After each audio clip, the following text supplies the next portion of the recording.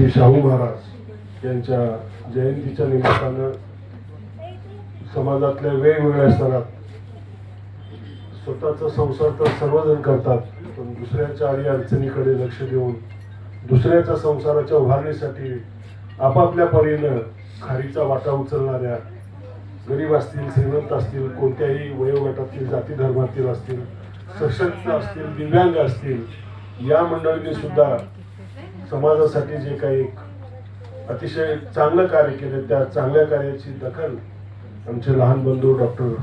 सुरेशजी राठोड यांनी घेऊन राज्यातील, परराज्यातील, विदेशातील पुरस्कर्त्यांची या ठिकाणी निवड करून एक चांगला कार्यक्रम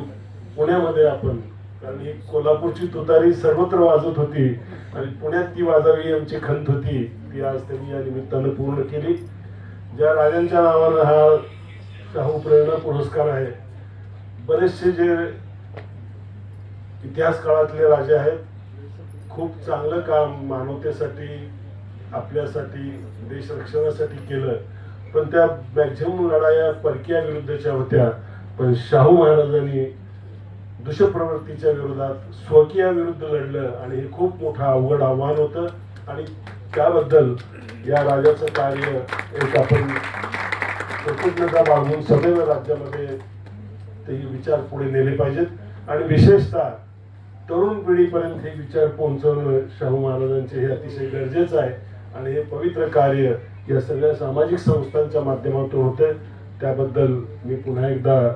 सर्व सामाजिक संस्था हा कार्यक्रम यशस्वी करण्यासाठी पुढाकार घेतलेली मंडळी आणि व्यासपीठावरचे आदरणीय विश्वगुरु मल्लखांबचे उदयजी देशपांडे साहेब असतील, आनंद अंदानी साहेब असतील, सर्व त्यांची टीम यांचं मनापासून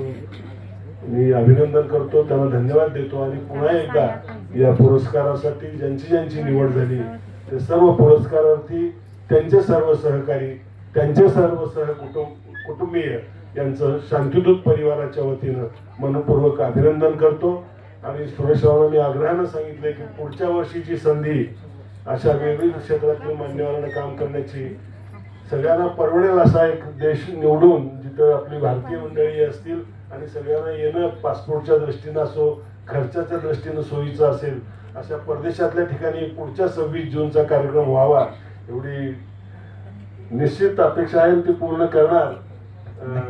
पुन्हा एकदा एका चांगल्या कार्यक्रमाचं आयोजन या पुण्यनगरीमध्ये केलं आणि जे पुण्यनगरीमध्ये तुम्ही पेराल ते सर्व देशात विदेशात ते पिकल्याशिवाय राहणार नाही. आपल्या आशीर्वाद, अभिनंदन आणि खूप खूप धन्यवाद. आपले आशीर्वाद असल्याने आता आपण